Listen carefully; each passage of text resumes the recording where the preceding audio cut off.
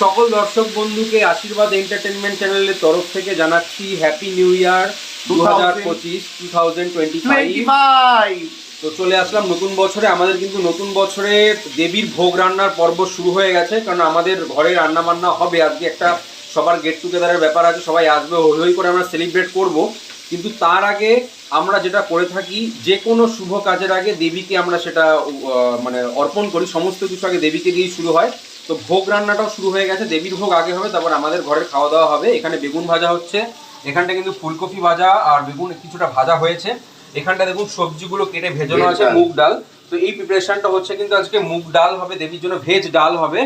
আর কি কি হচ্ছে? ভেজ ডাল হচ্ছে, গন্ধরাজ লেবু দেওয়া হবে, একটা আলুর দম, কষা আলুর দম হবে পনির দিয়ে, আর একটা হবে হচ্ছে তার ভাজা হচ্ছে 3 রকমের বিন ভাজা, বিনস, বেগুন আর ফুলকপি আর চাটনি। সবাই মিলে জয় মা বচনকালী, হ্যাপি